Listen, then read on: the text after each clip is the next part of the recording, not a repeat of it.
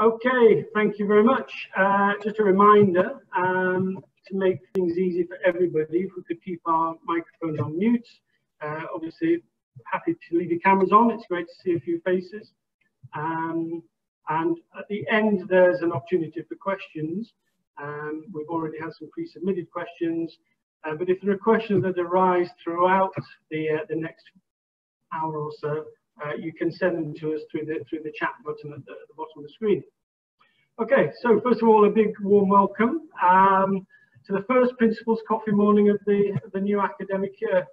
Obviously, as everything at the moment, it's a rather strange way to be meeting and greeting you at coffee. So for those of you who've been here for the last year, you'll understand that the purpose of my coffee mornings is really several-fold. First of all, it's an opportunity to meet each other. Now, obviously, that's not an option today. Having said that, I can see people having coffee in their front rooms, which is great. And so it's nice that parents are getting the opportunity to meet other parents. Obviously, drinking coffee is an important part of that, and I have my coffee here. But most importantly, it's an opportunity for me as principal to share with you some updates, news, anything that we think is relevant and important for you to hear as parents. And it's an ideal opportunity for us also to hear your feedback and to listen to your thoughts, your advice, your concerns, anything that you think as a leadership team we will find useful and that we need to hear. So it's a two-way forum. Usually it's a lot more informal. Usually I would speak very briefly and it would be more of a circle gathering just to talk.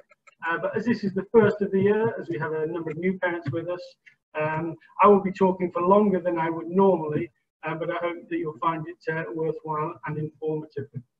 So a big welcome to everybody. Great to see you back. It's been wonderful to see your children back over the last two and a half weeks. And we're really pleased with the way that they've adapted to the new normal. And we'll be talking a little bit about that later on.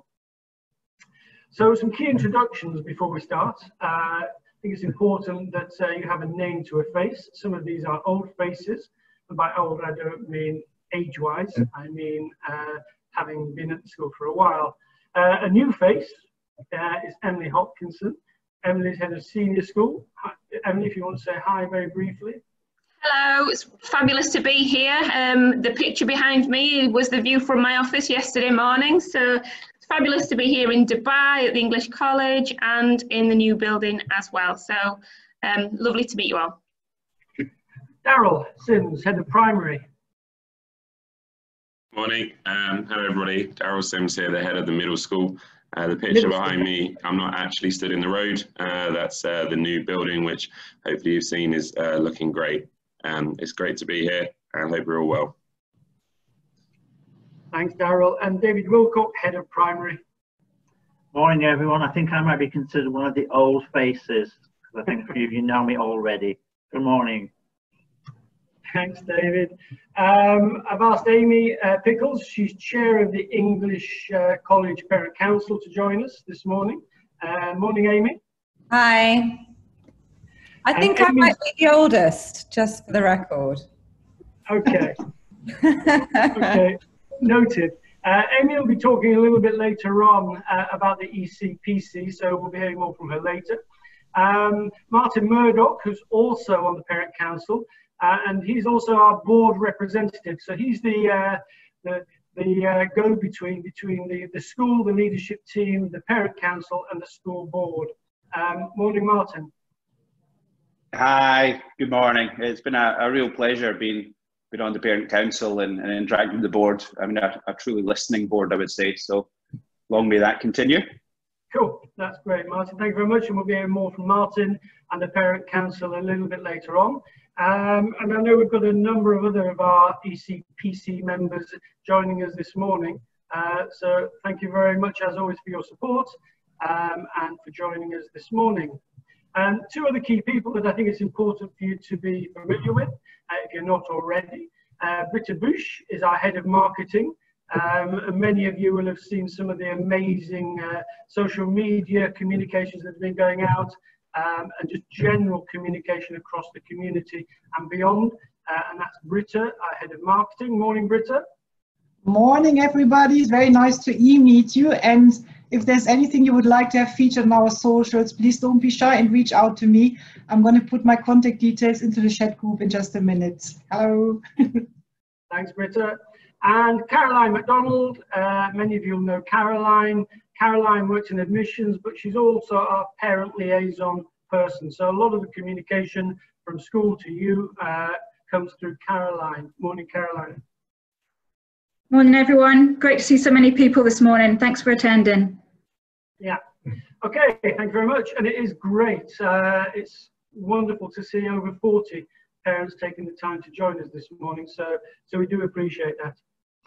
Okay, just a few reminders and a few updates.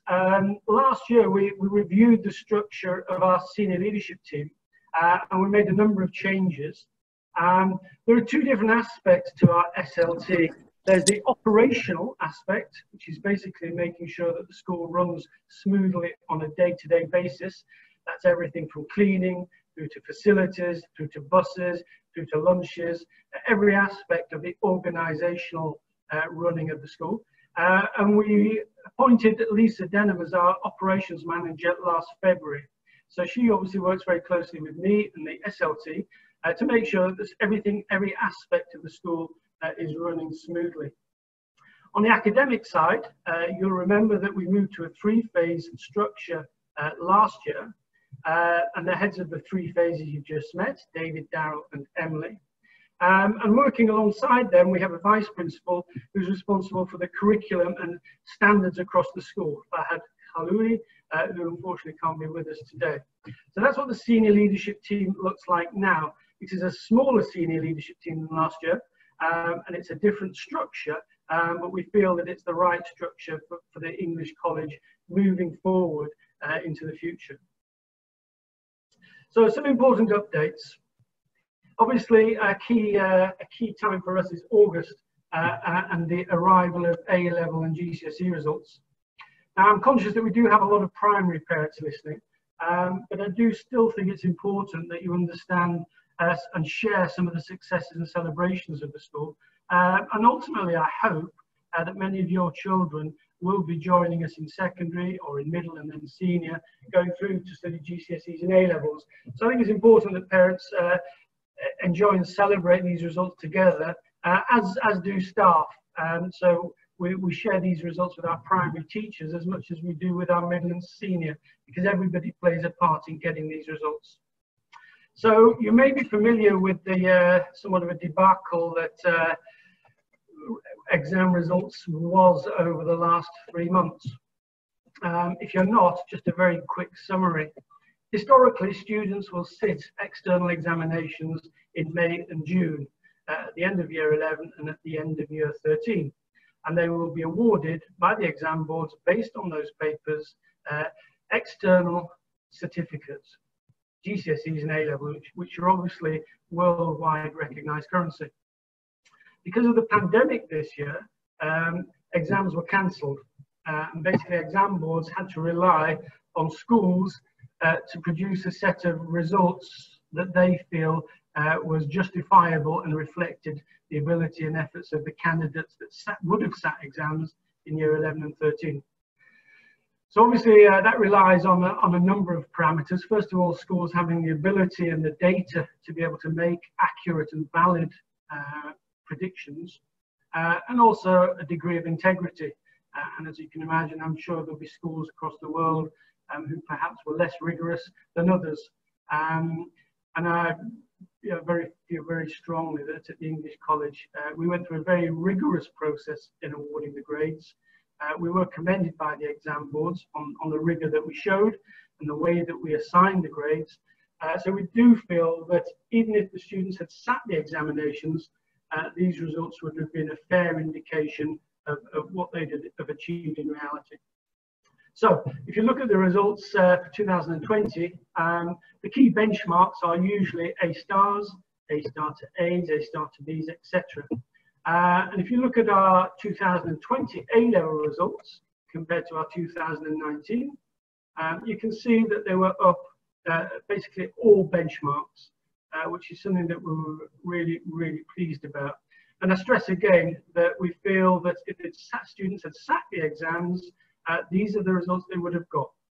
So in terms of our integrity, and obviously the ethical approach that we took, we don't feel that these are at all inflated. We feel that these are realistic and reliable. So a great effort by all of our students in year 13 and all of our teachers. So really exciting set of results, and we were obviously really, really pleased. If you look at our results, I'm focusing on A level now, not AS at this stage, but if you look at our A level results compared to UK averages, then again you can see that against all key benchmarks, our results are significantly better than UK. So we were really, really pleased with our A-level results, and obviously we felt that the students and the teachers very much deserved the accolades that we received as a result of them. So really, really pleasing set of results. I will be sharing the slides with you, so if there's things that you want to photograph or record or write down, don't panic, the slides will be shared with you. So our A-level results compared to last year, we were delighted that they were up on last year. And again, if you compare our A-level results across any benchmark to UK national averages, then again, we were really, really pleased. And likewise at GCSE. So again, if you look at the key benchmarks, 2020, we were slightly down on the number of top grades at GCSE. But across all the other benchmarks, we were significantly up on the previous year. And once again, if you look at the table at the bottom, comparing our results to UK national averages, then again, English College comes out very, very strongly compared to UK.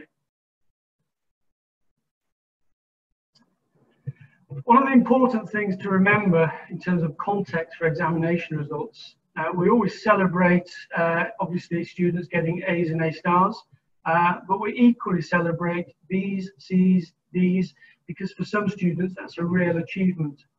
There's a very great danger of, if I flip back to GCSE slide and to A-level slide, there's a great danger of those results being misinterpreted and being misunderstood, because what they're actually measuring is achievement.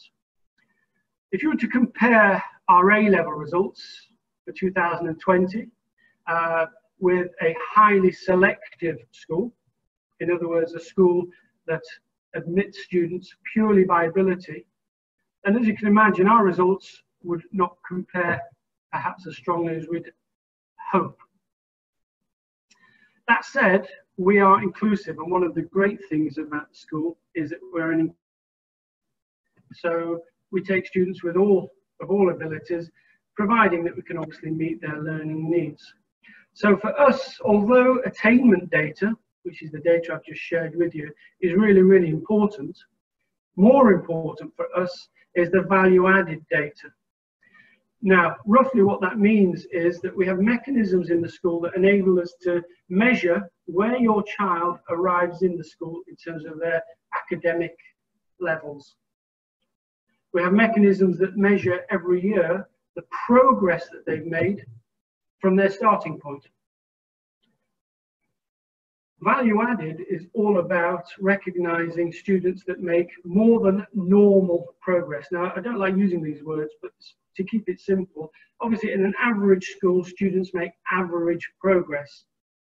What we want at EC is for all our students to make better than average, better than expected progress, and that's called value added. So our aspiration for our students is that they all arrive at this school and that they make outstanding or very good progress, not good, not acceptable, but outstanding or very good progress, which means that they do better than they would in a normal school, in a normal curriculum. That makes sense. So it measures more fairly, and we think it's more important, it measures where your child arrives in the school and where they leave. And you can see from our GCSE and A-level result headlines that 70% of our subjects added outstanding value added to the students. In other words, they way exceeded what the expectations would have been in a normal environment. And I keep using the word normal, but it's probably the simplest way to explain. And likewise, 28%, the remaining students, made very good progress. So all of the students in our school make very good or outstanding progress at A-level and GCSE. And that for us is a significant achievement. And it's really important because it means no matter where a child starts their learning at the English College, they make outstanding or very good progress. And that's something we're really proud of. We're proud of the fact that we're an inclusive school, and we're proud of the fact that we help students to make outstanding or very good progress. So their value added is exceptional. They go on to a range of university courses across the world. So there's a flavour of some of the courses that our students study at the end of year 13. And they go to destinations across the world. So again, this year we had students who will be heading off right now to UK, to Europe, to parts of the world, well, across the whole world. It's important, obviously, to think about primary, because we've got a lot of primary parents with us this morning. And in the last primary GL progress tests, now these are KHDA regulated tests. We're expected to do them in primary last year. All of our progress tests were outstanding. And again, this is about progress. So it's about where your child starts and where they finish, which again, I need to stress is something that we are particularly obviously passionate about. You'll have had a chance, I hope, to see some of the perimeter of the new build. So it's been a very busy, somewhat frantic but exciting summer. So just before the students and the parents arrived back, I had the pleasure of celebrating 1 million working hours on the site. This was mid-August. So the CDC, who are a construction company, had a small celebration to recognise that 1 million hours had been completed and the project was near completion. So you will have seen the external perimeter. So you'll have seen that the facade of the new secondary block is quite spectacular.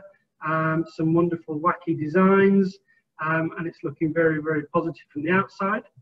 On the inside, which many of you won't have had the opportunity to see yet, we have a brand new sports hall. Obviously, it's a big sports hall, multi-purpose. Where the old swimming pool was, we have another multi-purpose space, which is here. So inside the sports hall, we have basketball courts, five-a-side pitches, basically all the badminton courts. So all the resources to encourage our sportsmen and women to get involved. I'm looking at the photos, the left-hand side, so this is the new sports hall, running down to where the old swimming pool was. So this is now the multi-purpose, which is this facility. Inside the new building, inside the new sports hall, on the bottom floor, we have the new fitness suite. And you can see looking out of the fitness suite through those windows, that is the, oops, sorry. You can see that from two aspects. So this is looking from the inside out, and this is looking from the outside in. And in the summer, when the weather cools down a little bit, these windows open so that the outside area can become a fitness, recreational yoga area. So a wonderful new resource. Obviously, at the moment, we're not using it for its appropriate uses. And we're hoping that we will be very, very shortly. In the new secondary block itself, we have a drama space on the left-hand side. We also have a drama black box in the same building, which I haven't shown. We do have a new library. That's not doing it a lot of justice in the photograph on the right. But unfortunately, at the moment, again, given the restrictions, we're actually using the library as a classroom. A, because students can't take library books out, but B, because obviously we wanted to create safe learning spaces, and given the restrictions on social distancing, we needed to make sure that we used every available room to teach. Probably the most spectacular part of the building is the top floor. So there you can see a view both ways of the sixth form study areas. So you will see wonderful light learning spaces. To the left off here, we have terraces where students can sit outside in the nicer weather and study. We've got little study areas here. We have the study benches here where sixth formers use this space to relax and socialise and obviously work on occasions. So a lovely, lovely new space. And as Emily mentioned, her office is down towards the end of this building, overlooking the Dubai skyline. We even have a multi-storey car park. Sorry, not a multi-storey, an underground car park. Creating more parking spaces. And as you have seen, a lot of work has been going on around the perimeter. So traffic flow is getting easier, albeit a bit more complicated with the current restrictions. But obviously long term, more traffic, more parking spaces, ensuring easier and quicker traffic flow, and obviously making sure that your children are safe in and around the site. We have over 860 students at the moment from over 65 different nationalities. We're delighted, a little bit surprised by the number of admissions that we made over the summer break. A lot of students coming from other Dubai schools, which was obviously really exciting for us, but numbers of students coming in internationally as well. So we've talked about the new normal a number of times. You'll have received a lot of communication from myself, from my SLT, from a number of people in the school leading up to the start of term, in order that we had a fairly smooth and safe start to the academic year. And I think as an SLT, we're pretty pleased with the way things have gone. We do review every day and we're making changes every day. But on the whole, 2.5 weeks into the new academic year, we've been very pleased with the way our staff have dealt with the challenges, but mostly your children. They've been remarkable, and so a real credit to them for being so mature and supportive in the way that they've handled the challenges with us. And also, obviously, you guys as parents, we fully appreciate your support. We recognise that at times it's frustrating, and we try to communicate as clearly and as regularly as we can, but yeah, we recognise that occasionally we'll let the ball drop, but we need you to tell us when that happens, and obviously we try to avoid it as much as we possibly can. So if you're not familiar with how things look, this is somewhat simplistic, but it gives you a flavour of how we've created our bubbles. So in every year group, we try to create bubbles to ensure that if there was a case, then obviously we can contain it and restrict it as efficiently as possible. So the bubbles look something like that at the moment. So it's been a very weird start to the year. From the moment the children arrive till the moment they leave, it's a new mindset that they've all had to adapt to, that we've all had to adapt to. So even coming into school now is a challenge. I'm on gate 4 every day, so there's a photo of my gate. So students are arriving at different gates across the school, as you'll be aware, so that we reduce the amount of traffic at any one gate, and obviously we're trying to make sure that students manage to keep that social distance as much as possible. So all the gates now look something like that. The children are very impressive. They are getting into good habits, so they are washing their hands. There are signs and sanitizing stations across the school. So they're getting there and they're getting into very good habits of making sure that they're taking care of themselves, but most importantly, or as importantly, other members of the community. And obviously all of our floors are marked out to obviously make sure that social distancing is adhered to. So it's been a tough start to the year. It's been a challenging start to the year, but as a leadership team, we're pretty pleased with how it's gone. I just want to share with you, obviously it's important as a school to deal with the current challenges, but it's really important that we continue to be aspirational and ambitious for the school. So as I said to my staff at the beginning of the year, it would be easy to say, well, let's not worry about anything else other than getting the year started and making sure the kids are in these routines, which we're doing. But we also feel as a leadership team, it's important to remain aspirational and ambitious. And we don't want the school to be complacent. We want to move the school forward to make sure that we do become one of the leading schools in Dubai. So I just wanted to share very briefly some of our strategic priorities for the next academic year. I'm not going to go into them in huge detail, but as parents, I think it's important you're aware of them. These are our main foci for the coming 12 months and beyond. So inside the school, from a strategic perspective, this is where our energies are going to be absorbed. Obviously, we've talked a lot about operational so far and dealing with the new normal. That's operational. But from a strategic academic perspective, we have a number of priorities that we are obviously engaged to and committed to over the coming 12 months and beyond. Obviously, teaching and learning is our bread and butter, and the teaching and learning at the English College is very good. KHDA recognise that. But we're more aspirational and ambitious. We want it to be outstanding. We want it to be outstanding in every classroom in the school. We want it to be consistent so that your child will always get the same experience no matter which teacher they're with. There's a huge amount of research and developments in cognitive science and learning theory. And so as a school, we're very committed to making sure that as professionals, we keep up to date with what's going on in cognitive science and neuroscience, so that we understand and we embrace how the developments will help us to make sure that the teaching and learning at the school is even better than it is at the moment. So last February, we appointed a lead practitioner, or a head of innovative teaching and learning. And her role is simply to focus on teaching and learning across the school and to make sure that we're embracing the latest research, evidence-based research, so not fluffy, trendy things that are coming out of some aspects of the educational world, but to really embrace and understand things that we know from evidence are making a difference in the classrooms across the world.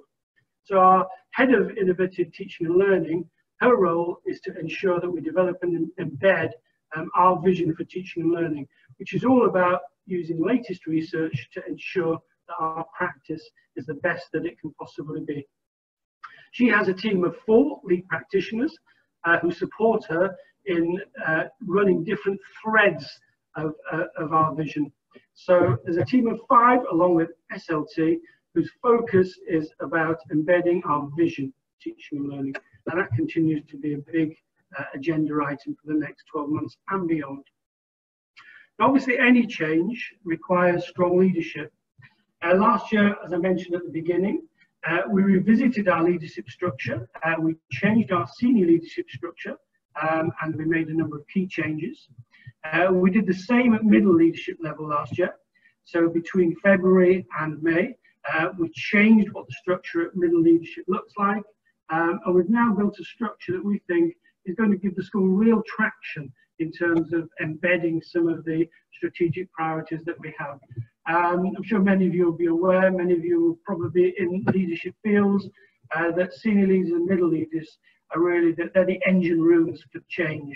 So developing strong SLT and a strong middle leadership team has been a priority over the last 12 months, but we're continuing to help develop our leaders. So we've created a leadership program at the school that's all about taking our leaders, both middle and senior, and helping them to move to the next level in terms of their professional growth. We obviously work a lot with your children as well, and leadership at all levels is important. And you'll be hearing a lot from heads of school throughout the year about leadership opportunities for your children in the school. But this is purely focused on obviously staff professional learning. One of the great strengths, we call this our hedgehog, or Mr. Sims call it our hedgehog. It's something that we do particularly well, and relationships at the English College are incredibly strong. It's what makes the school so special. And I think we all saw that during the lockdown and the distance learning. There is a very special ethos to the school. The relationships are very strong, and we want to continue to build on them and to enhance them. There's a lot of research that shows that the best organisations have high social capital. Social capital basically means that people get on, they enjoy working together, they challenge each other in a positive professional way, but they enjoy being together. And organisations that have high social capital are the most successful ones. So we want to continue to build on those relationships that we already have. Two new developments for us for the next 12 months. We've introduced 2 pieces of software to support what we do, particularly from a pastoral perspective, but also many other aspects of school life. So we introduced a new school management system called ISAMS. You will have already had a communication from our vice principal regarding ISAMS. But it's basically, it's our management system. So it's obviously as teachers, as leaders, it gives us and stores all the information that we need to know about the school, about your children, about our families, about how they're progressing in class, everything we possibly need to know. And as parents, it's going to be a key communication portal between us and you.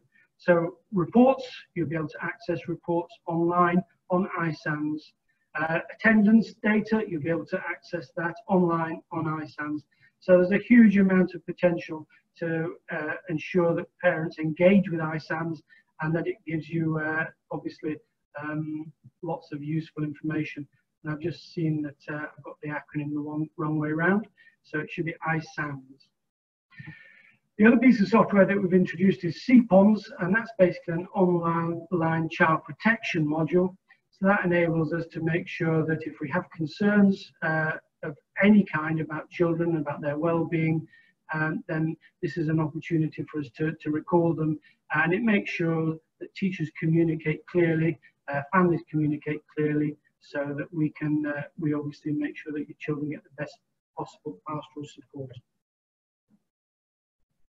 Okay, so I introduced you to Amy and Martin at the start, and we had a number of questions about how can parents get engaged in the school. So what I'm going to do is I'm going to ask Amy just to say a few words about the English College Parent Council, the kind of things that were engaged in last year.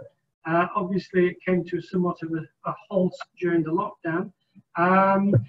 And also for any parents interested in joining it, how to go about it. Amy. Hi, yes. Well, as you say, last year, it was actually the first year that we had the Parent Council. And so we set out with some really great objectives. We split our focus into some clear areas where we felt the school could really push forward in a positive direction, both for the community and the school. So we looked at sustainability and charity, and then events and communication. And so for each of those pillars, we pulled together working groups that included not just the council, but other parents, teachers, and pupils, and had working sessions quite regularly to try and actually make a difference in each of those pillars. As you say, it all came to a grinding halt halfway through the middle term. So we didn't really have time to evidence a lot of the work that we were doing, but it was really great. And what was really great was the opportunity to work with that hugely mixed group of different, I guess, stakeholders across the school. I think with the situation as it is, obviously things like events are not going to be able to take the same form as we potentially might want them to. But I really want the Parent Council to have a really strong role supporting Britta and the SLT in communicating. I think one of the most special things about the school that in the time that we've been here, it's always been very family-led. It's always been a really strong community. And I think the Parent Council can definitely push forward on that front. And then obviously with the sustainability and charity projects, I don't see any reason why we can't build that into the fabric of what we do, albeit at a distance. As Mark said, we are definitely recruiting. So if anybody would like to be involved, it's not a massive commitment at all. In fact, we kind of try to make sure it just fits in with people's lives. In terms of meetings, I think we did 3 or 4 meetings last year across the entire school year with Mark and other SLT members. And that's a real opportunity to take a lot of, feelings about what's going on in school and, have a two-way sort of train of communication. And then with the kind of pillar projects that we were doing across the sustainability and charity, that's more something that can be almost spread out across lots of different groups of people, so it doesn't have to be a workload. So joining the Parent Council isn't about giving your life away or committing huge amounts of time at all. It's more about playing an active role. So please get in touch. You can get in touch with Caroline and she can liaise with me. And once we've got everybody who has put forward their name to get involved, we can pull together a meeting and take it from there. Thanks, Amy. Martin, is there anything you need to add? I'd just like to say that, the parent voice is critically important to the school. And one way to support and challenge that is through the Parent Council. The board meetings have been held each term with Mark and the other board members. And on each occasion, it's been really open to get the views from the parents' perspective to see how they continually can improve and build. They do want feedback because that's how the school can improve. And teachers, leadership team don't always see it from a parent's perspective. And the Parent Council and the board sessions allow that to happen. All through the summer, Mark has been in contact with Amy and myself, considering the reopening process, making sure that the parent perspective is taken into account. And it's up to us as parents to make sure that we air and support. And one way to do that is through the Parent Council. Thanks, Martin. That's really important because as a school, I think I've used the word aspirational and ambitious a few times. I talked about social capital and the most successful organisations. So I use the word beyond education, but social capital is so important, and relationships are so important. I think Amy said relationships are something that's very special about EC. But it is an important three-way partnership. So students, teachers, and parents. We want all 3 strands of those relationships to be as strong as possible. And as a leadership team, we want you to talk to us as much as possible. So the Parent Council is obviously a forum, and it's a really important one. So please do give serious thought as to whether you could commit to that for a small amount of time every year. Obviously, the principal coffee mornings are another opportunity for us to share some of our developments with you, but also an opportunity for you to ask questions. But most importantly, please don't forget that if you have a question or concern or feedback at any time, we want to hear it, because we're not about hoping that everything's or expecting everything to be always positive. We don't take things personally. So if things aren't working well from your perspective as a parent, we want to hear about it. If we hear about it, then we can do something about it. If we don't hear about it, we can't. So we hope that we've created enough forums for you to be able to feed back to us as a school. But as I said, and I stress again, it doesn't need to be through any of those forums. It can be through an email to a head of school or myself, or even a message to Caroline or any of my team. Okay, so I think that takes us on to basically the questions. So we had a few pre-submitted questions. So I'm going to ask my heads of school to answer any of those that we don't feel have been answered throughout the last 45 minutes.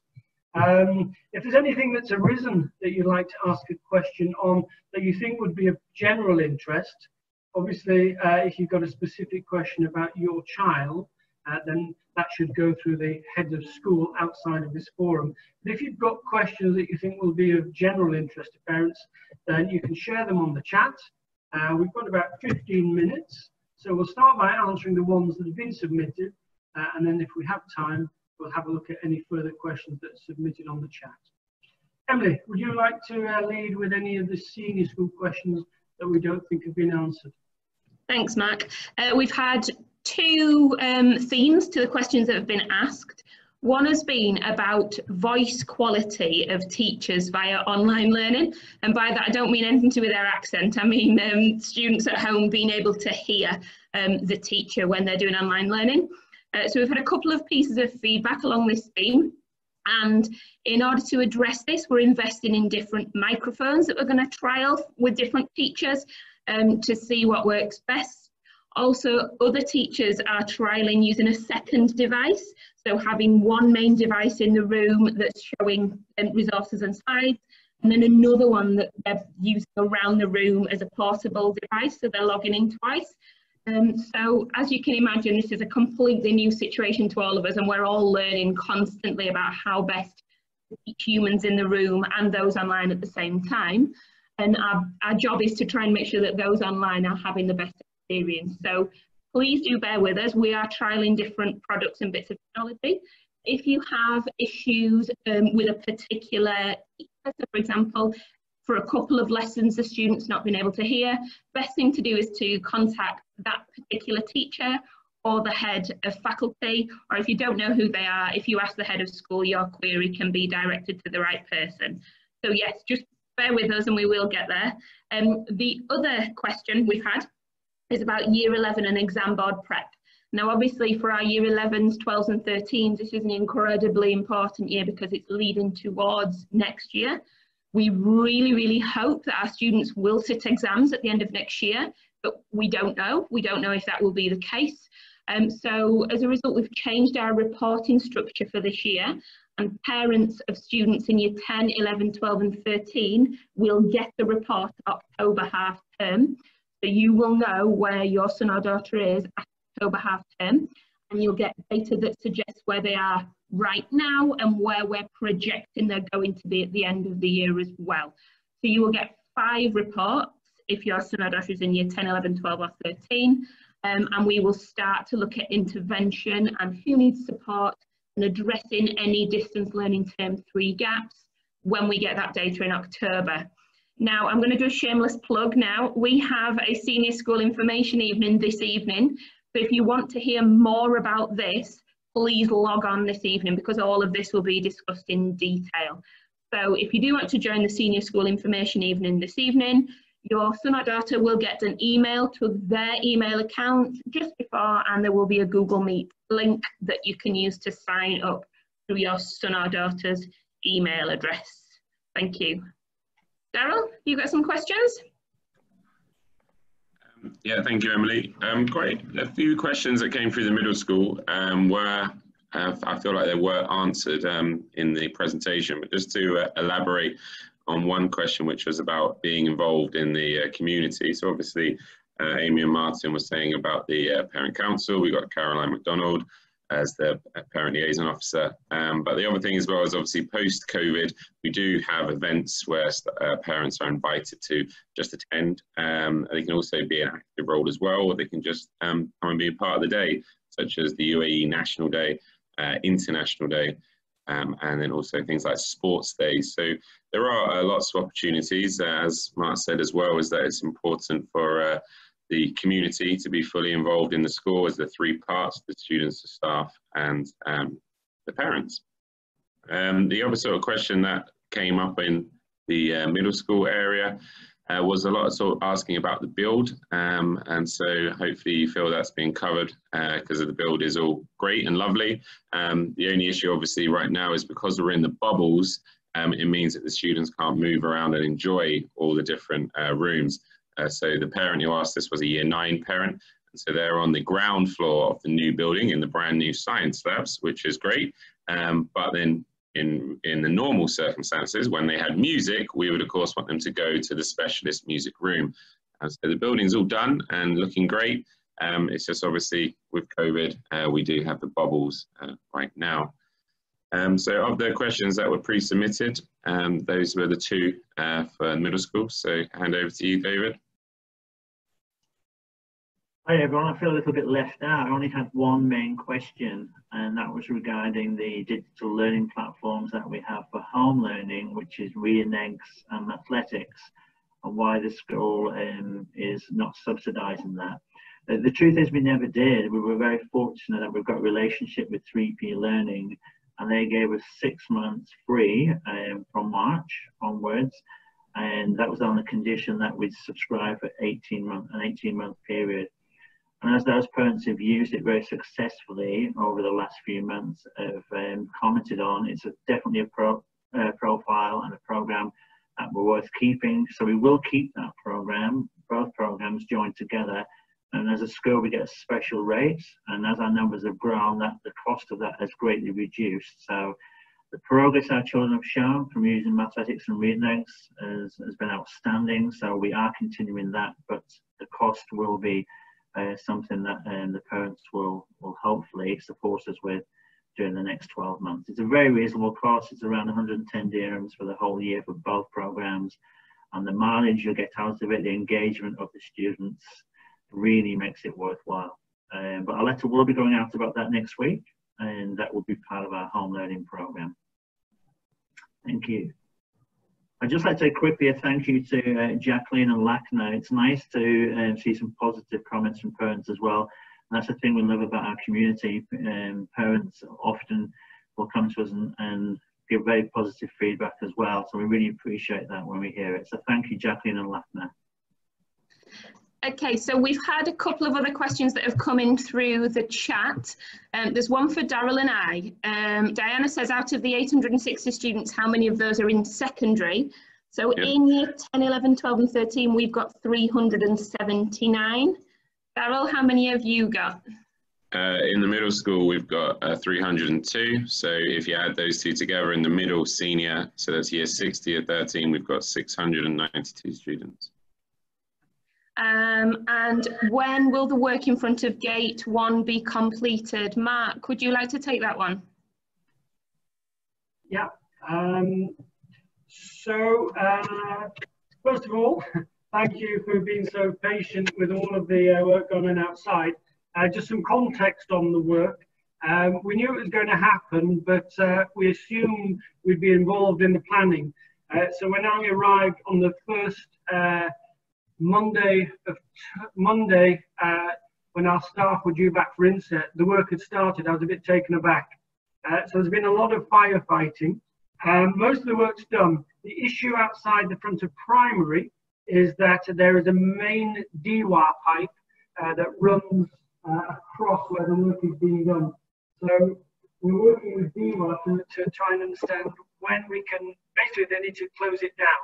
So they need to shut the water off, so that the team working on the car park can do their bit. So we will keep parents in the loop on that. I'm hoping to get some clarity over the next 24, 48 hours.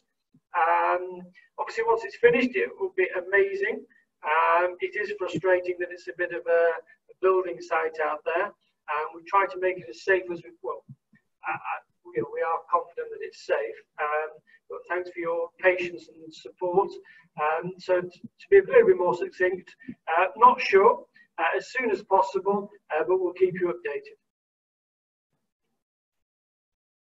Any other questions? Thank you.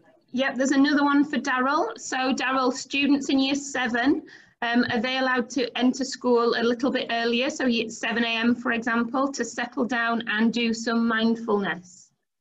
Thank you. So obviously as well, we're letting the students into the school, we need to make sure that they are safe. And so arriving at earlier than 7 AM, the issue would be is that the staff wouldn't be there to supervise them. So staff are expected to arrive before 7:15. And so they go to the form rooms, and so they're ready there for when the students to come in. They help them to sit down and make sure they're staying social distancing. So we are at the moment saying that it's 7:30 is when we want Year 7s to arrive, 7:30, 7:40. But it is something that we'll review. So we actually talked about it today, this morning, in the sense of the opening the gates slightly earlier. And so we are reflective and we are reviewing it. And so if it is going to help the flow to open the gates slightly earlier, then that is something that we would do. But of course, we just want the support from the parents, the continued support from the parents, getting those drop-off times, the pick-up times, really helps us, you guys being there prompt at those times. So thank you for that.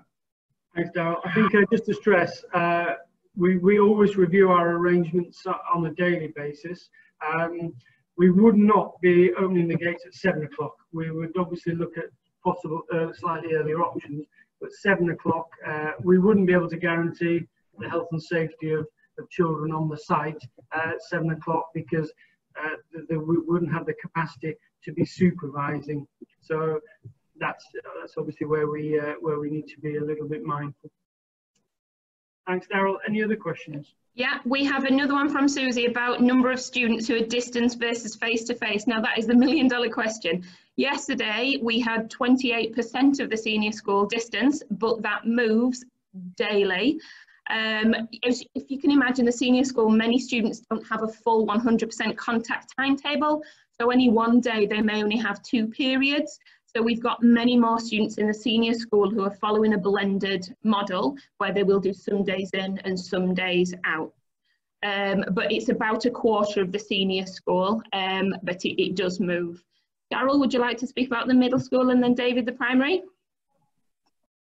Before Darryl talks, could I just give a little bit more of a context? I actually teach a Year 9 class.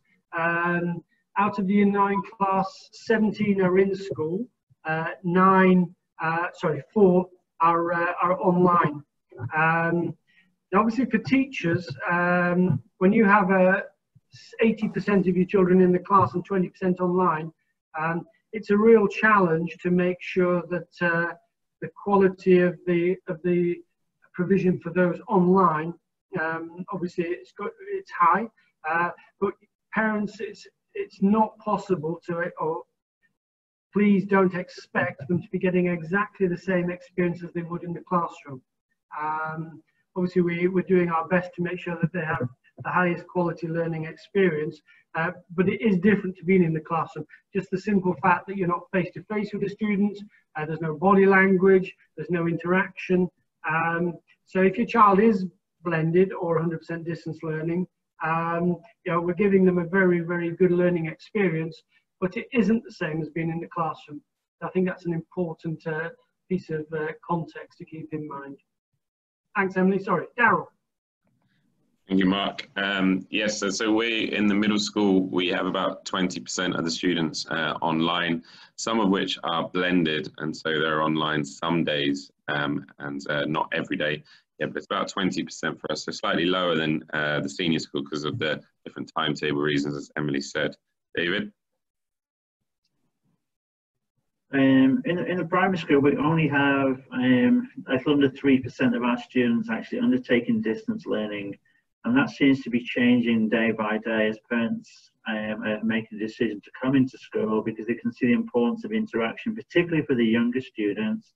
You see that the interaction for them is fundamental to their development. So whilst we do obviously cater for distance learning and involve them in class discussions and connections, face-to-face for them seems to be the priority for a lot of our parents as well. So that's what we're seeing across the primary school, very low percentage, but hopefully when we actually move to full in class, you see a big change in the way students develop as well personally. So far, it's been very successful. We've managed, apart from the sound quality, which Emily mentioned earlier, and the sound quality is something that we're working on obviously as well. So far, it's been reasonably successful.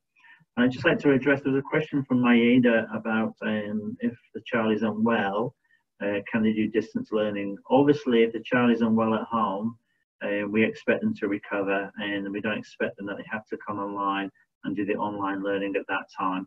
So they really need to rest and recover and get back into school or do full-time distance learning, whatever two of those options that they decide to choose. Thank you. Okay, so there's another question about monitoring progress so that they're fully prepared for GCSE exams. I would strongly recommend you log in tonight to the Senior School Information Evening, because we will be discussing those themes this evening. So I think it's really a good idea if you join then, if that's okay, if you're available at 5 p.m. today. And Daryl, there's a question about Year 7 students and leadership roles. Do you want to take that one? Yes, so as you say, we have the leadership roles of the form rep and the year rep, but there are other opportunities for Year 7. So we would have a house captain, a deputy house captain who would be in Year 7. Normally we would of course have sports captains as well, but we will, as soon as we can resume with physical activities such as football and netball. And then as the year goes on, different opportunities for students also do arise. In the past, we've had literacy champions, we've had environmental champions, we've had innovation champions. And also we have an exciting opportunity for students to become a SLC. So that is a student learning consultant. And so this is something that's run by Miss Hack, who's a science teacher here.